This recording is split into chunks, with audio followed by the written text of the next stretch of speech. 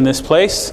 I consider it always an honor to be able to assemble with the body in different parts of the world, and this congregation is no exception to me, and so I'm very thankful. I'm thankful for several reasons. Number one, because we are Christians and we are bought with the same blood of Christ. We belong to the same body, and we're going to the same heaven. And so I'm very thankful for that reason. But I'm also thankful because this congregation has participated in many ways by prayers and financially in the support for the work in Guatemala. And for that, we're very thankful. I remember the missionary reports that I read in the book of Acts chapter 14, and again later on as Paul and Silas traveled, Acts chapter 19, they returned to the congregations that had sent them, to the congregation in Antioch, and they reported all of the things that God had done through them. And so I consider these reports as something very biblical because they gathered the church together and they told all the marvelous things that God did among the Gentiles. And so on this occasion, we have gathered the church together and we are now communicating to the church what God has done among the Guatemalans, who are also Gentiles, by the way. But we're very thankful for your participation. And I know you had a special role, a special part, especially in the work in San Cristobal. I wish I could have had more in the presentation to show you because there is so much in San Cristobal that could have taken a whole presentation. But remember, Hawatha and I give this presentation. I gave it this morning, I'll give it again Wednesday, and I'll give it like 20 times before going back to Guatemala. And so we have to try to talk about a lot of the other things that we do in Guatemala as well. So hopefully you can understand that, and I'll try to give a little more details in the presentation tonight than I did in the morning so that you'll see how you have contributed specifically and more directly to the work and to the church in the area called San Cristobal, the church that started there a couple years ago. All right, let's get started here. For those of you who may not be familiar, but I think all of you are, we are in Guatemala, Central America. Guatemala, of course, just south of Mexico. It's a small little country, about the size of Tennessee, if you rearrange Tennessee a little bit, but square miles, it's about the same size. And those two circles are those where we represent the areas where we work primarily. So you'll notice here, this is Misco area, and this is, Linda Vista.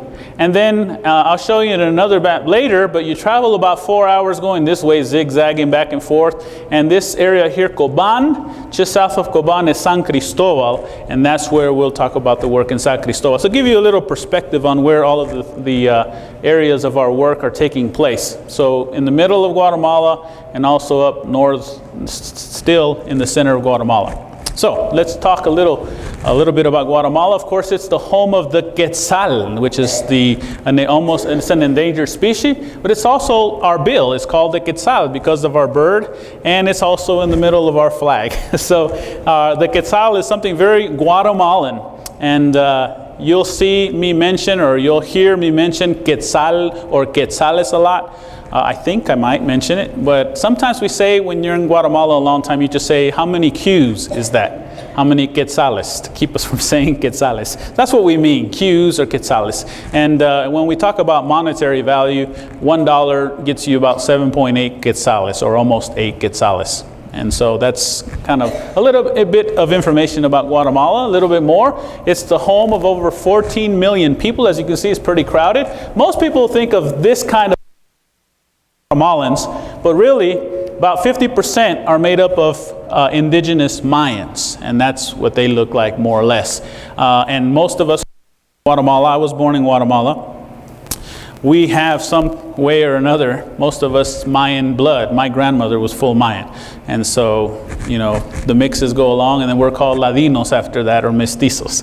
And so that's the population of Guatemala and the makeup when we talk about those kinds of aspects of the population. Of course, the marimba is a very important part of our culture. It represents our heritage, musical heritage, and it really brings us together quite a bit. We have Antigua, and the arch, of course, is very famous, and you can see the volcano in the background. It's an inactive volcano. We call it the water volcano because it used to have a lagoon on the top. Now it's just a crater, dry crater. You can hike up there and sleep at night if you want to. It gets pretty cold. And but that water came down and kind of ruined the previous capitals, two capitals back. Then they moved it to Antigua, and then Antigua in around 1776 or so, they moved it to Guatemala City. So Guatemala has been around a little longer than the United States, as you can tell by the dates. Very colorful country. We like our colors, especially the Mayan descent, and you'll notice that also in a lot of the buildings that you'll see, very colorful.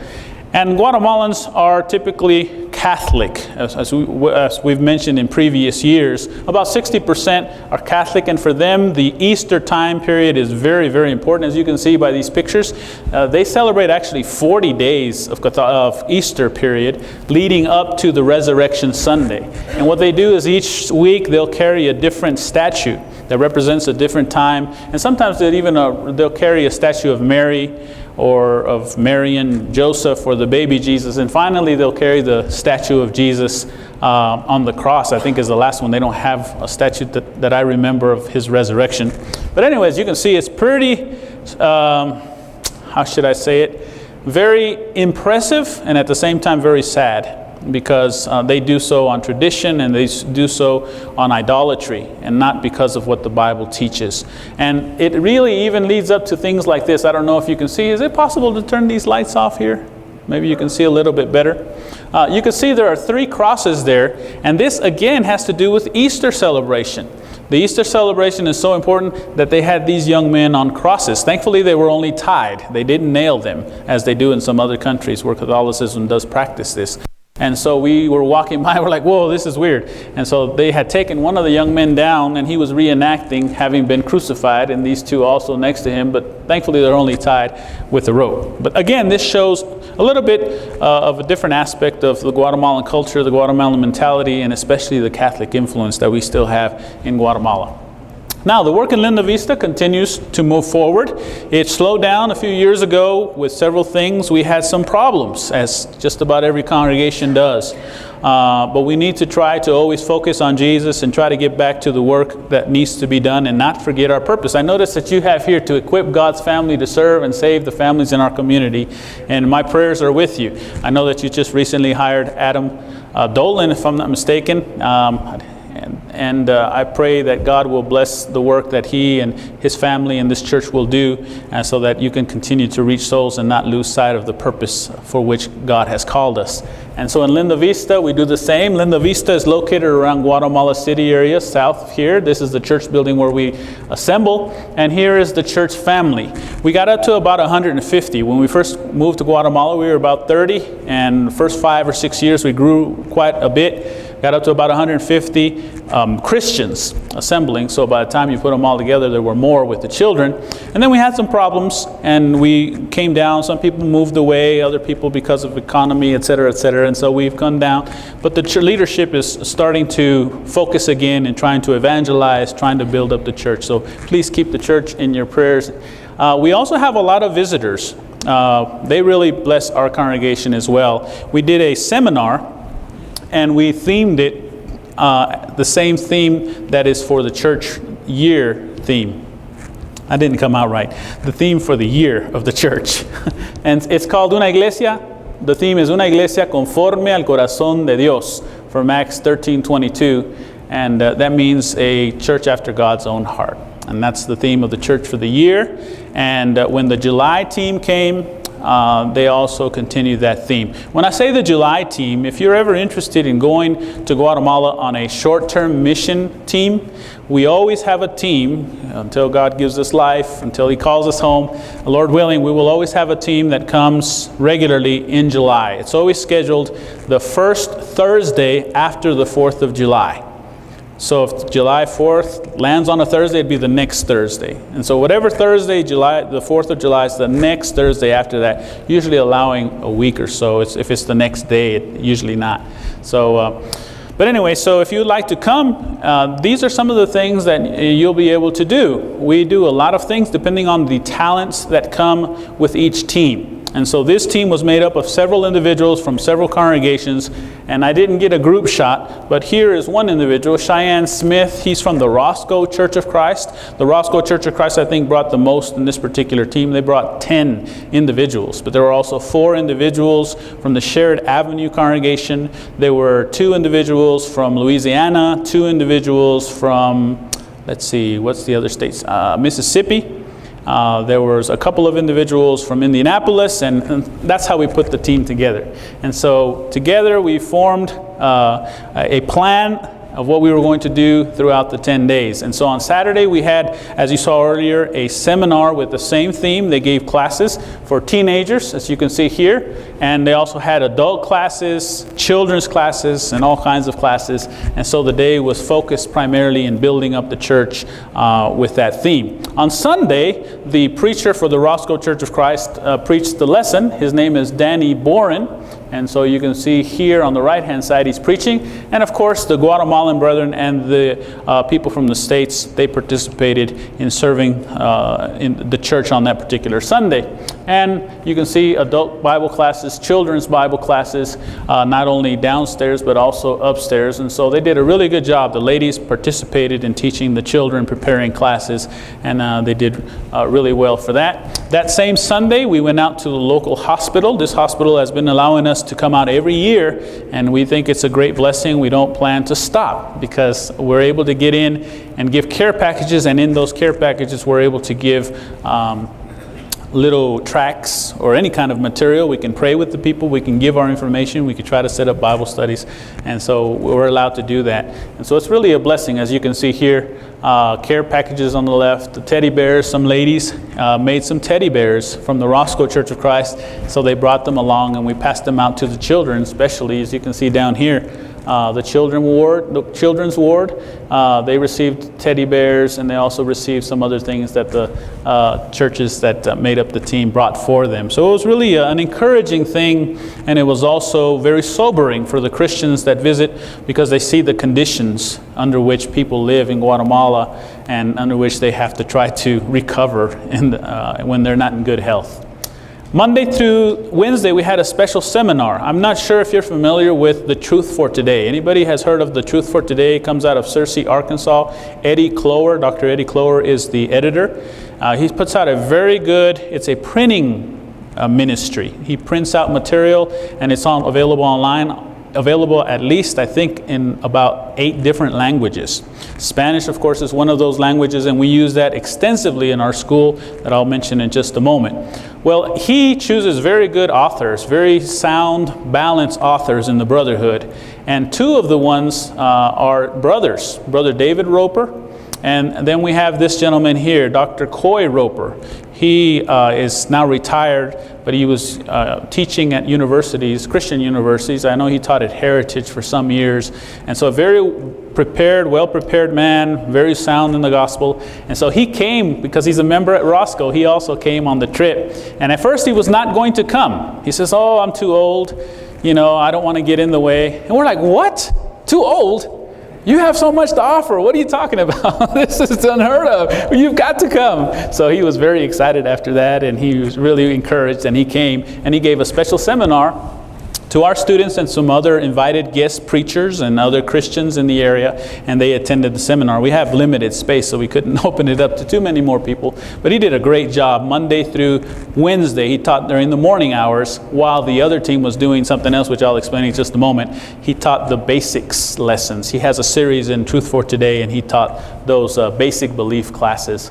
And then the rest of the team was busy doing work at the school. We have a preaching school called ITL. We call it ITL. It's a lot easier to say than to say Instituto Teológico Latinoamericano. But if you want to call it that, you can.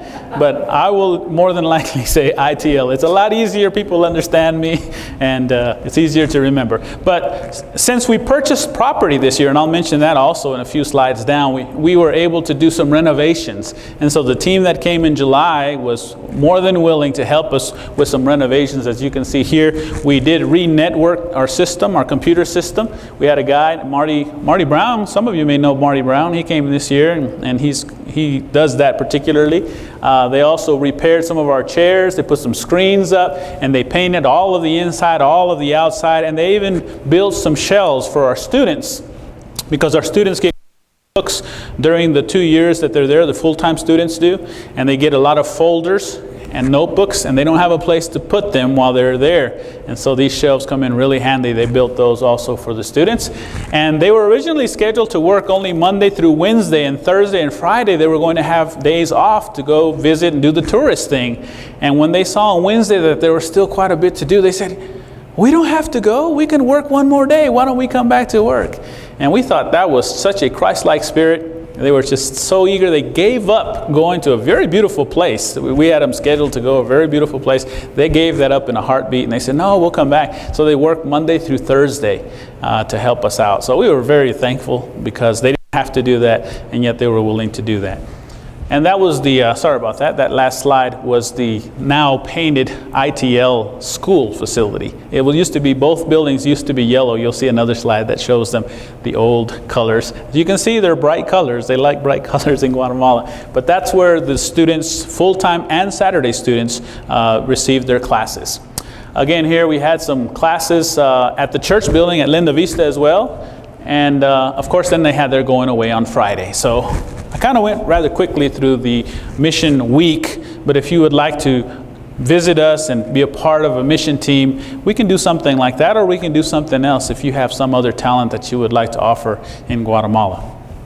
All right, in addition to those individuals that came in July, we also have on a regular basis, this is the 5th year in a row where we have had World English Institute teams to come to teach individuals English using the Bible. This program is, World English Institute was written by our brother Dick Adey in Oregon. Very well written program, very effective. They start in Genesis and go through all the way through the Bible, teaching them from the very basics and talking about the coming kingdom and the church and Christ and all of those things. And so here we have Anna Pride, who led this team. And Nancy, she's been 5 years every year, and Nancy has been 5 years also. And Nancy Petrokansky, I believe is the last name. I'm not sure if I'm pronouncing it correctly. And then this is Emma Stallworth. This is her 3rd year. And then their first newbie, we call her, Laura Beck. She came for the first time to form this team. They came for 2 weeks, and as you can see, they studied with their students, and some of the students came to worship. Here, Marvin and his daughter came to Linda Vista to worship. And so, of course, we also hope that they would become interested in the gospel. And we have had some conversions as a result of this program, which is the whole point of having it. And so we're very thankful for their efforts and their patience, because you have to work quite a bit sometimes with these people, and you see them year after year, and you begin to develop a relationship with them. Then they become comfortable, and then they become more interested in the gospel, and then they become Christians.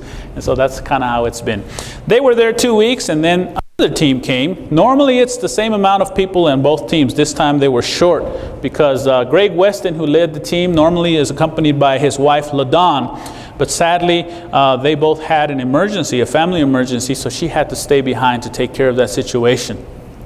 And Curtis was a team member several years ago, went to preaching school, and now came back to help Greg once again this year. And then Teresa Bryan, she's the wife of Dr. Joe Bryan. He works for the Center for Disease Control in Guatemala. From the States, they sent him in Guatemala doing some research and some other things.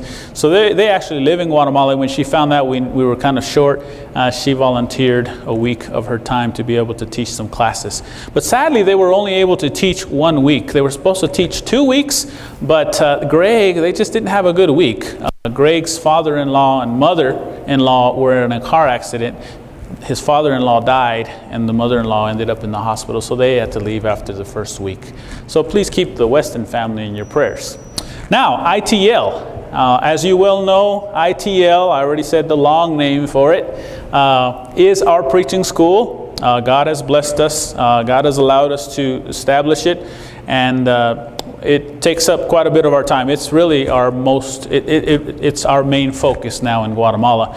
Our goal was to work with the local church, get it ready to eventually move towards a preaching school, and then have those students be members and participate and grow in the local church where we are already familiar and where we had already worked. And that's kind of where we are now, working primarily with preaching school. And so we have 4 local instructors. Of course, the two of us, Joatha and I, and then you have Aníbal Ramirez and Darvin Alvarez, who was the last addition to our local staff. In addition to the local staff, we also have a lot of extension school instructors. For example, we have Zane Copeland. He comes from Leedy, Oklahoma. They come from different parts of the United States and really even from different countries. You might know this face, Ken Dottie. He preaches at the Dahlia Street Church of Christ. And so you can tell I was translating on this occasion for him. And then Neri Irias. He is actually a preacher in Honduras. And he went through the program, Bear Valley's extension program in Honduras. And so he was able to come to teach a short course for us. And here we have video conferencing. Donnie Bates teaching through the video conferencing system. God has blessed us with that opportunity as well. So people from different parts of the world or different parts of the states can also teach in our program. Recently we had a Larry White seminar, and Larry White lives in Louisiana. Let's see, West Monroe, Louisiana, yeah. And so he gave a leadership seminar to our students and to several students in El Salvador and other people in Mexico. And so it's a wonderful tool, and we're very thankful that God blessed us to have it.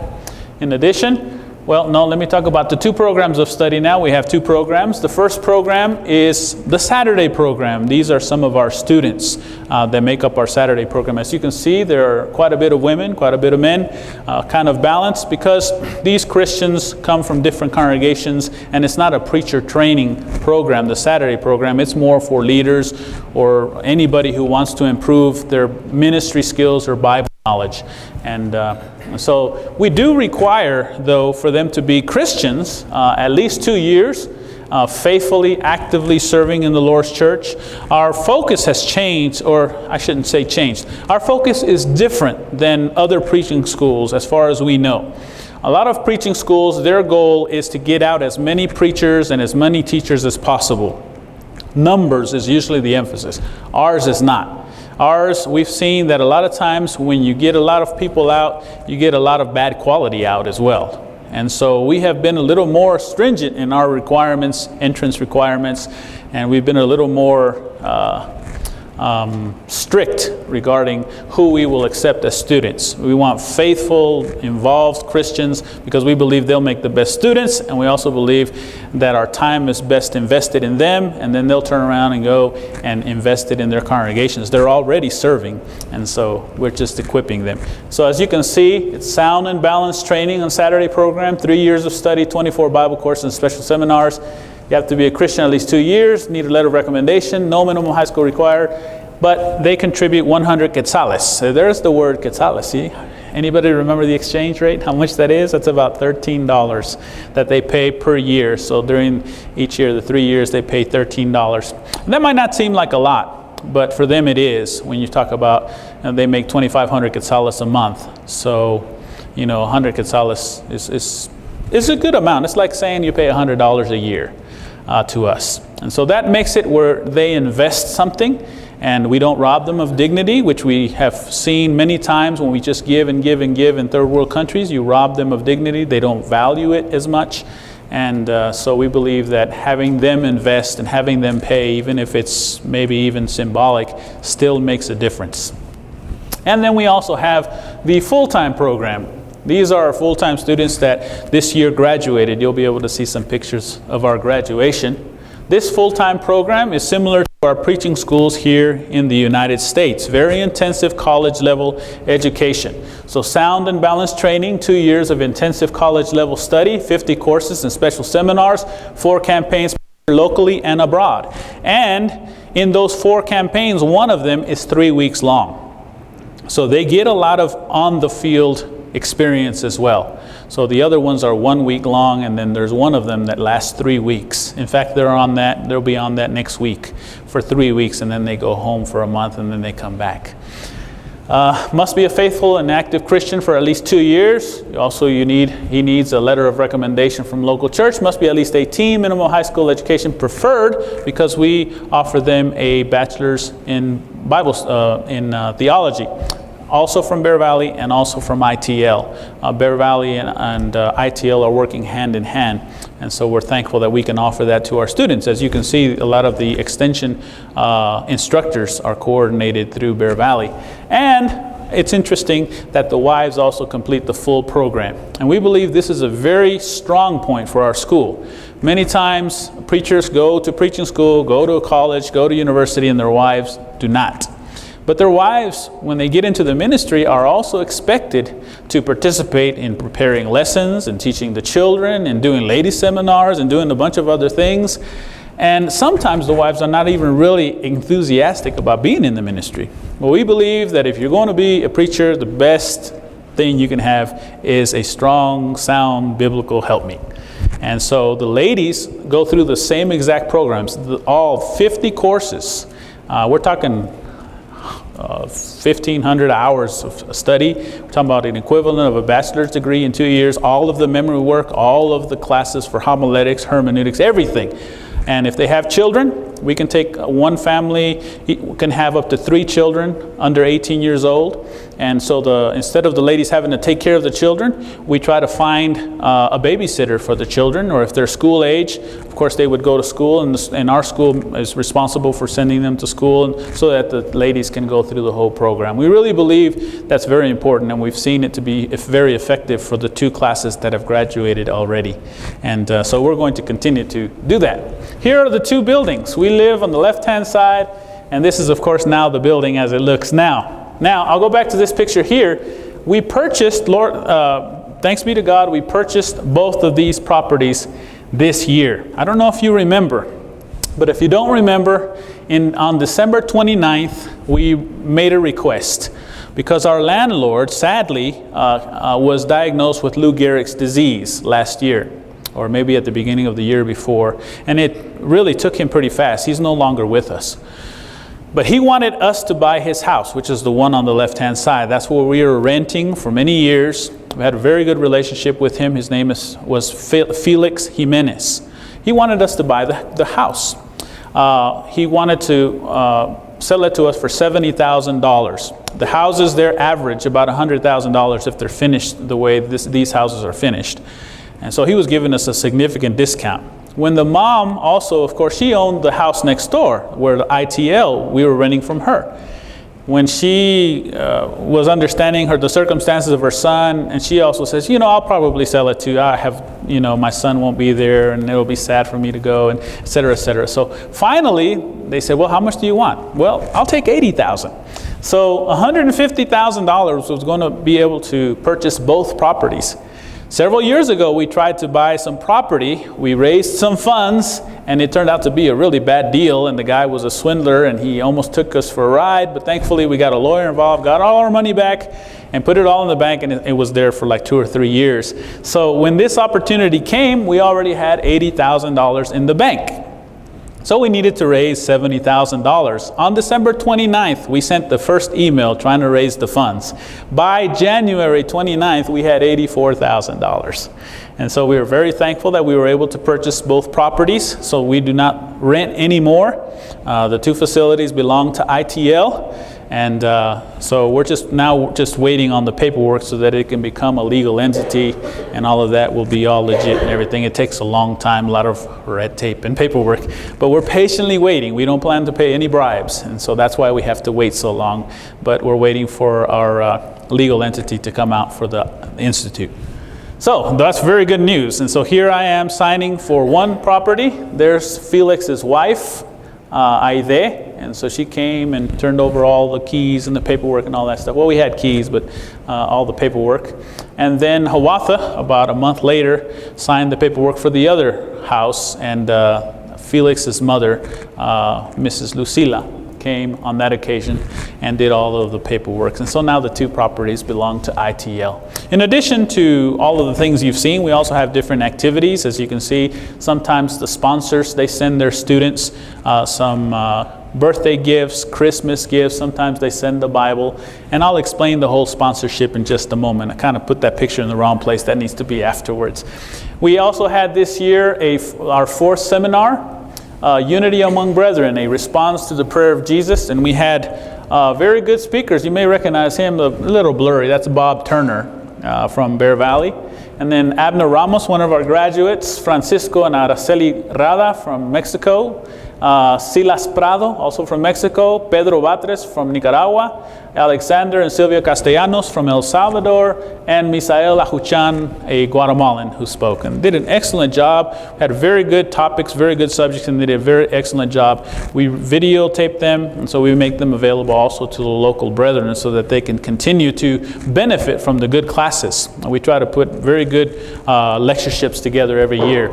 And since it was combined with a graduation this year, we had to figure out what we could do, because the facility originally that we had, suddenly it was no longer available. I don't have time to go into it, but that's how it works in Guatemala. We had reserved it like 6 months before. I happened to go by to make sure everything was okay, and it wasn't. So we scrambled looking for places, and finally we decided to do it at the building. It wasn't going to be big enough, so we asked permission from the city, and they allowed us to block off the street in front of the building. And so we put the tent there, and we had quite a bit of people. We were celebrating also our 5th anniversary. So it was a big deal for us. It was a 2nd graduation, 4th lectureship, and 5th anniversary. And so we had a really good attendance. The house was full, as you can see. In fact, it was so full that we had to send all the children. They couldn't even stay there. We had to send them all directly to where they were receiving classes. And we had, of course, this is just some of our graduates and some of our Saturday students. Here, as you can see, it was packed. And then on the left-hand side, this door was left open because there's another room that's normally left open for children's classes. Well, we didn't use them for children's classes, we used them as an overflow room. And then there were still people outside. So we had a really good attendance for this particular occasion because it was a special occasion. We had graduation. And so here you can see some of our full-time graduates, well, all of our full-time graduates, they're dressed up in nice suits because their sponsors bought them suits for their graduation. So they're all dressed up and happy, and they look really good, don't they? Excuse me. Here we are, and you can see them now in their graduation robes, and the Saturday students are over here. They're in gray robes. So the Saturday students graduate in gray robes, the full-time students graduate in the burgundy robes. And this is the facility, sorry, went too fast. This is the facility we found for graduation. We had over about 450 people present. And it was really a place big enough for about 600 or 700. So it was excellent as far as the space. And here they come, graduation. Da, da, da, da, da. That's awesome, I get excited thinking about it. Anyway, so here they come, and we had a really good attendance. They were really excited. And of course, then they received their degrees from ITL and also from Bear Valley, or a certificate if they didn't have a high school education. But they received all of the things that were appropriate for their particular program of study. And here Noelis, she was actually the best student when it came to memory work. She just blew the guys away. Sometimes I'd assign them. You know, I'm very big on assigning a lot of memory work, and sorry about moving, you have to move the camera. And I assigned quite a bit of memory work, but she just, wow, excellent. She was a very, very good student when it came to that. This is her husband, Walter. And Gabriel, he works with the local church now in Guatemala on local support. Eliezer, she works with the local church, working with children and with ladies, and so do these ladies here. Obviously, we all maintain our biblical responsibilities and roles. But Gabriel, I already said that, Eliezer, he's the one who got hired at the church in Paraguay. They started a new work, and they are locally supporting them as well. There's no U.S. funds, so we're really proud about that. We're trying to really wean all our students from U.S. support. And that's why from this congregation who's supporting the Ramos, we made a certain commitment, trying the idea of not making it permanent, making it 3 years. We weren't sure if it needed to be 3 years or 5 years. And so that's kind of where we were, and that's kind of what our thinking was with our first class. But then that's another situation altogether, and I'll explain it in just a moment. And so the graduation is over, we're leaving and celebrating with cake and all that good stuff. And so they go into their works, and another class comes, and this is the next full-time class. And these guys here, we have Javier Alfaro. He is from Costa Rica. He is our clown, our class clown. Well, at least he thinks he's funny. He gets a good one every so often. He laughs at everything you say. So if nothing else, you laugh at his laughing. And so he's really a good student, though, young. You can tell these students are really young. But one of the advantages of our having low numbers is that we get to mentor them. We also get to see their character flaws. We get to work with those things that are really kind of lacking. And it's not just Bible knowledge that we teach them. We teach them, we're with them pretty much every day, quite a bit of the day. We travel with them. Christian Cardenas, he's from Nicaragua, but he lives in Costa Rica. He's a Costa Rican resident, and he is probably the most sensitive. He's got the most sensitive heart. Anything goes wrong, if they don't do anything, they're supposed to do chores. If they get in trouble with something, well, he's the first one to cry. He's the first one to admit. He's the first one to come forward. He's the first one to confess. He's like, we can always count on him saying what they really did. So he's got a really tender heart. So we're really thankful for that tender heart. Daniel Izaguirre is probably the most serious of them all. He's very formal, and trying to get him to laugh was like I had to stand on my head, and I was so thankful that I did. But he's a very good student. He came in 1 quarter late, so he's behind, but we're going to keep him 1 quarter after graduation to get him caught up with the 6 courses that he missed in the first quarter. But he's a very good student. Also, he comes from Honduras, Danlí, Honduras, where the other instructor, he was the one who recommended Daniel Izaguirre. Our brother Neri Irias recommended him. And then Elmer Torres. Elmer Torres comes from El Salvador. He's recommended by Alexander and Silvio Castellanos, and he is probably our sharpest student. He's a very good student. I should say maybe our neatest student. His note-taking is real neat, very proper. So all of them have their personalities, and we're really excited about all of them becoming good, strong, sound, balanced, faithful Christian gospel preachers. And they're getting more excited. Usually it's the first quarter where they're challenged and some of them want to go home. It's like boot camp. I can't take this. This is too hard. This is too strong. And we do that on purpose, actually. And they don't get to wear a uniform until after they've been there a quarter. They have to earn their uniform.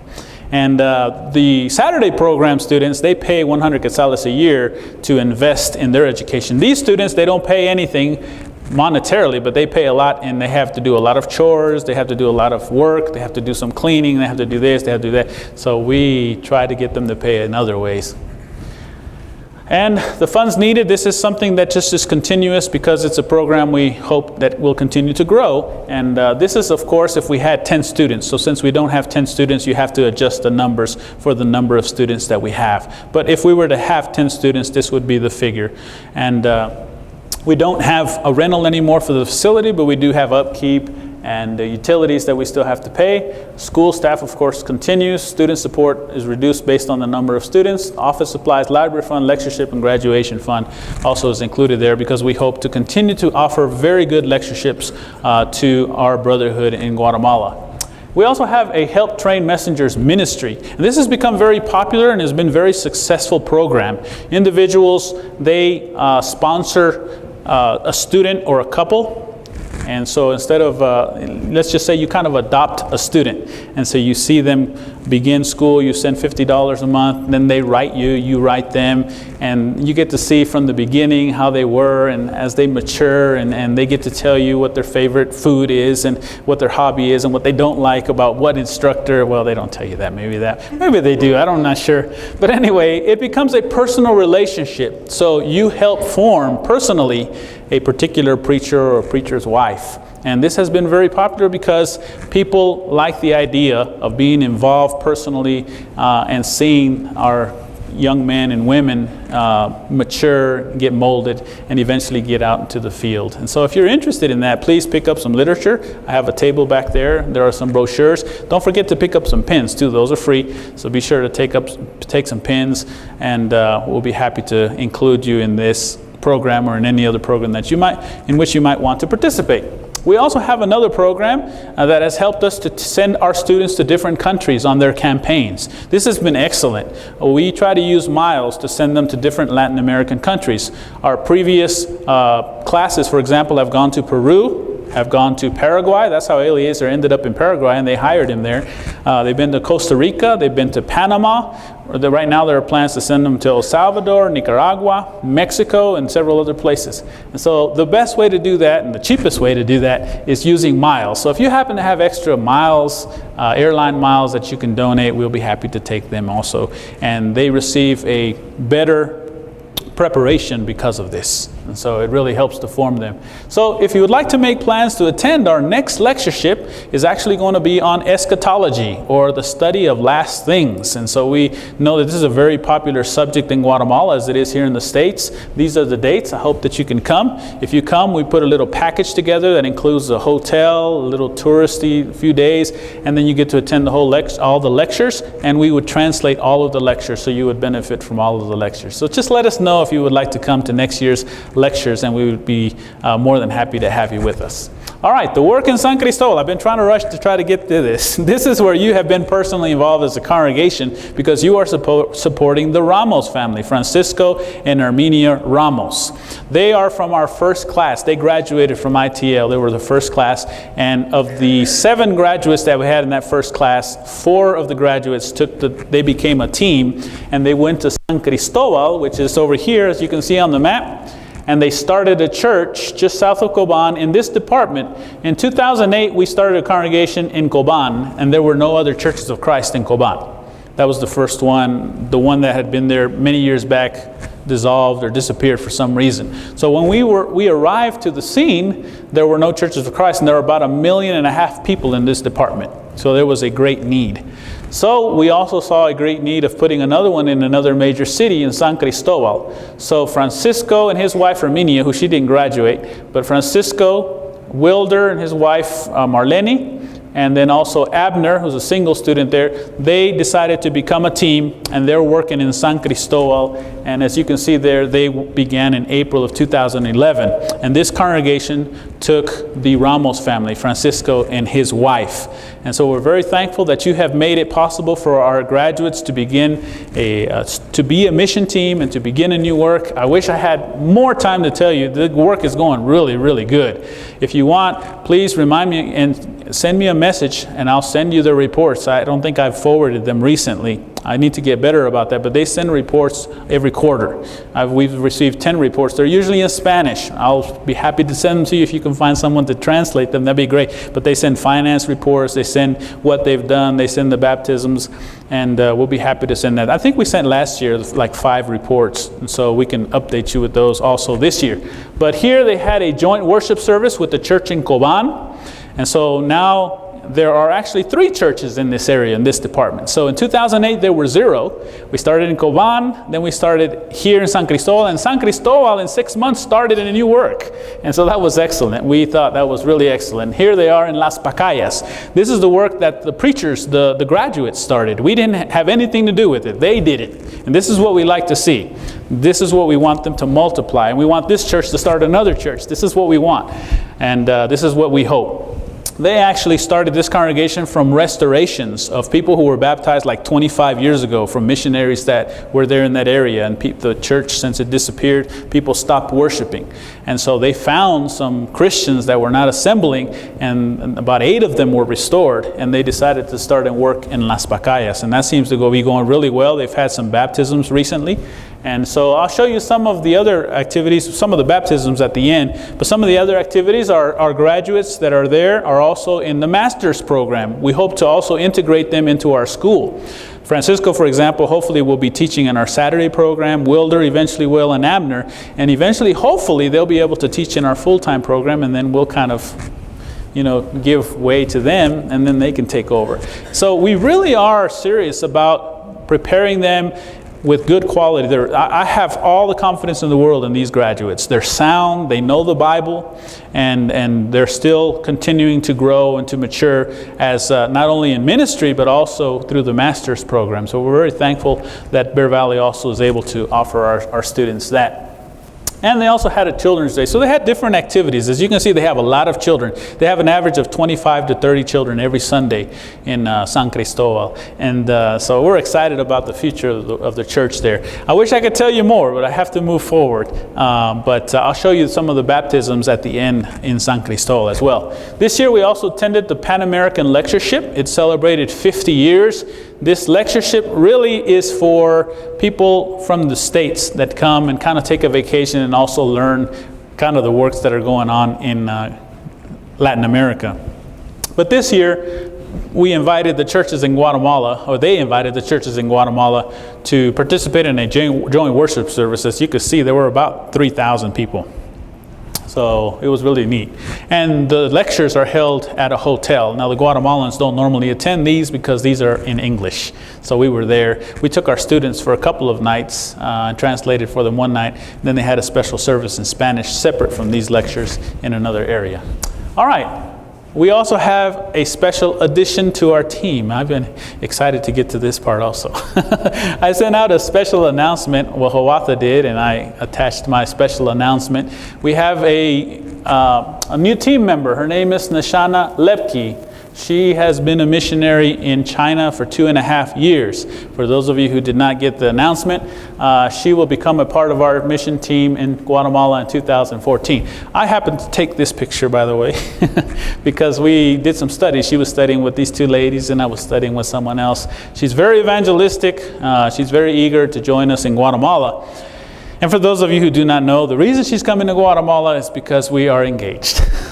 so I'm very happy that she's going to be able to join us. So we began our friendship in November of 2012, and we started corresponding. We were friends, and then in August of this year, we were engaged, and we're scheduled to be married on the 22nd of February of next year, 2014. And so she is finishing her time in China this month.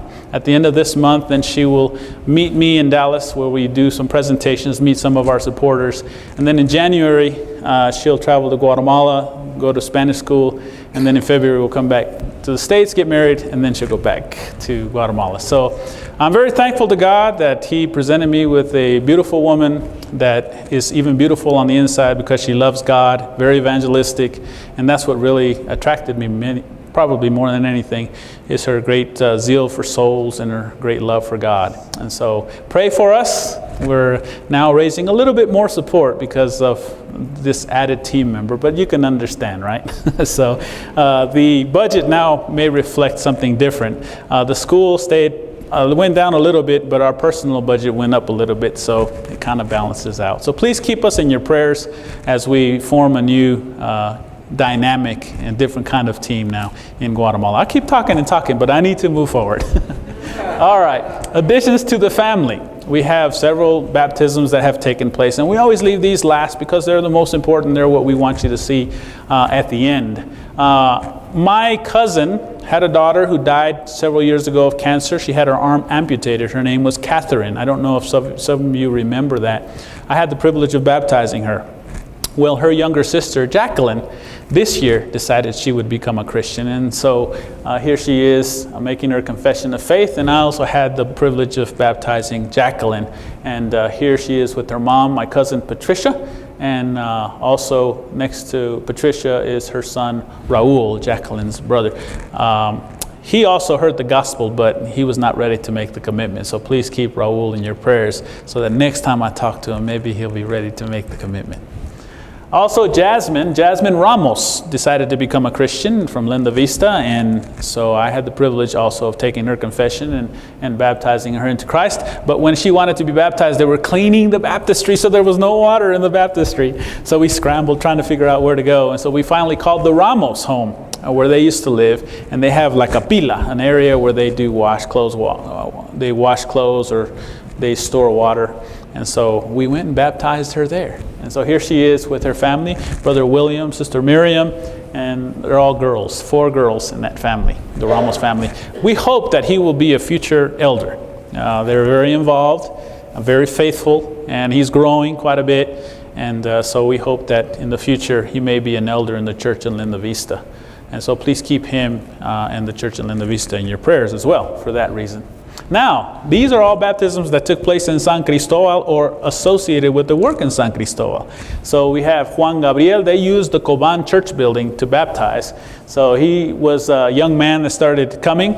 And then Baldomero also was baptized this year. They had a couple of siblings, Victor and Viviana. Instead of going to Coban, they just baptized them in the river there near San Cristobal. Alfonso Mo is dating one of our members at Linda Vista, or was dating, because they're no longer dating, they're married now. And so he was converted at that congregation, but he attends our congregation now. So they sent a letter and telling him he was baptized, and we commend him to your care, etc., etc. So of course we took him in, and we're really happy to have Alfonso with us, and he's growing. He's in our new Christian class, and we're happy to report he's doing really well. He and Evelyn. This is Ismael Max, also was baptized. And then this Angel Juarez was baptized in Las Pacayas. And so both works are growing. And there were actually more baptisms, but I didn't put them all in there because of time. And so that kind of sums up the work that we've been doing in Guatemala. And I wish I had more time to discuss more, but obviously because of time limitations. I would like to end with a small devotional to encourage you this evening. I don't know where those are. Can I switch them on here? Is this where they are?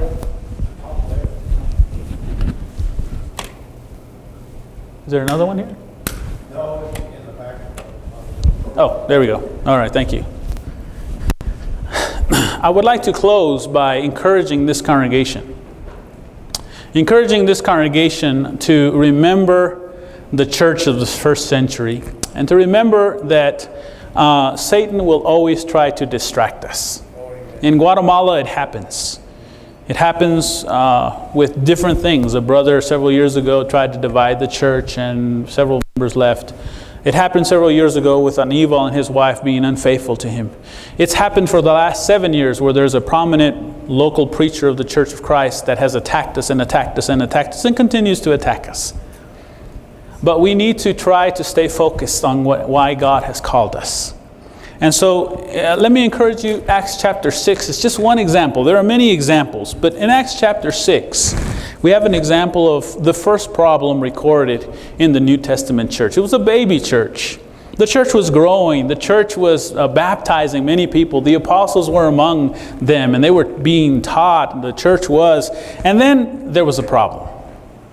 And it says in Acts chapter 6, verse 1, "Now in those days when the number of the disciples was multiplying, there arose a complaint against the Hebrews by the Hellenists because their widows were neglected in the daily distribution." So notice it's an internal problem. And those are really the most, perhaps, damaging problems to the church. When problems come from the outside, typically the church binds together and we grow. And we multiply, and usually we come out better than we were than before the problem. So external persecution usually leads to internal growth. But when we have internal problems, that's when it usually affects the church negatively. But we need to learn from how they handled it. We need to try to use it also as an opportunity to grow, to come together, to not lose sight of why God has called us. And so it says in verse 2, "Then the 12 summoned the multitude of the disciples and said, 'It is not desirable that we should leave the word of God and serve tables.'" Verse 3, "Therefore, brethren, seek out from among you 7 men of good reputation, full of the Holy Spirit and wisdom, whom we may appoint over this business. But we will give ourselves continually to prayer and to the ministry of the word." Now notice how they handle this problem. It was a physical problem. There was some neglect of the local distribution. Apparently there was a distribution of something, some food or money to the widows. And of course at that time there was a division among those that were Jewish, Hebrew cultured Christians, and those Jews that had more of the Greek culture. And the Hebrews didn't think that the Jews that really kept the Hebrew language and the Hebrew culture didn't think that the Jews that kind of adopted the Greek culture were right. And so there was already a little bit of tension. There's always tension when we have people. There was already a little bit of tension. And so Satan tries to use those kind of differences and those kind of little idiosyncrasies and those kind of things against us and against the work of the Lord. But God gave the apostles wisdom to keep the church focused.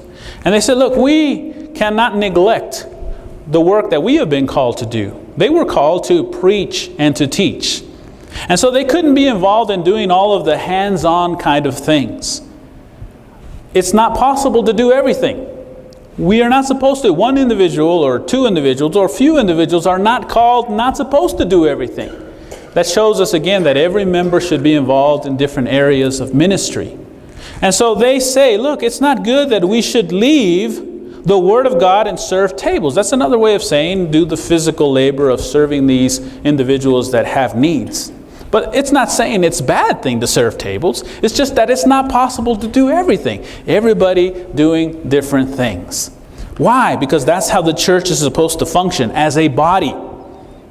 But we will give ourselves continually. He says, verse 3. Therefore, brothers, seek out from among you 7 men of good reputation, full of the Holy Spirit and wisdom, whom we may appoint over this business. I think this is where we have changed our philosophy with our school, with the church in Linavisa, and I hope that it will help you also. When there are problems, spiritual individuals will always come forward if they're spiritual individuals. And they will show themselves to be spiritual individuals. And those who are not will show themselves contrary. And so we need to, as a church, focus on those individuals who love the church, who love the body. And rather than breaking it down, dividing it, causing problems, do everything in their power with all of their heart to build up the church, to bring it together, and to stay focused on why God has called us.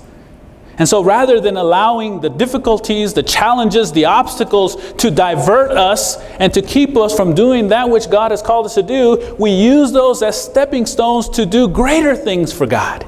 And that's exactly what happened with the church. There was an obstacle that presented itself. There was a problem that presented itself. And rather than that causing harm or even lack of growth, rather it became a way of growing even more. And that's what we've tried to do in Guatemala. It's going to be always. There will always be challenges. But I encourage this congregation, because I love the church. It doesn't matter where you are. And if it's in Golden or if it's in Guatemala, because I'm a Christian, because I know the church is Christ's body for which He died.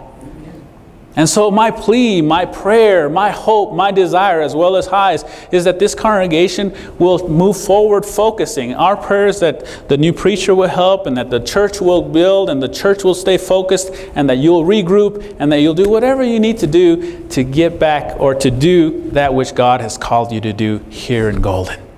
There are a lot of lost souls still. And the gospel it needs to be preached still. And there are still people that need to serve tables still. And so my prayer for you, my encouragement to you is, don't let Satan divert you from your purpose and from that which God has called us to do. Let us learn from the scriptures, and let us trust in God, and let us move forward. And God will bless us. God will bless us. And so I hope that you can hang on to God's unchanging hand, and that you will move forward knowing that there are many good things that He has in store for us. And in trials and in difficulties, when we trust in God, we always come out the better. We always come out the better. And so my prayer for you is that if there are needs tonight, if someone would like for us to pray for you, if you would like for us to pray for the church, pray for the new preacher and his family, whatever the needs are, we can do that. We can do that. And we can pray together. And we can move forward together. Because whether we are here or in Guatemala, we really are part of the same church. And so if you're blessed, we're blessed. And if you hurt, we hurt. And whenever there are challenges, there are our challenges as well. And so our prayers will be with you. And if you need our prayers tonight, we can sing a song if that's okay.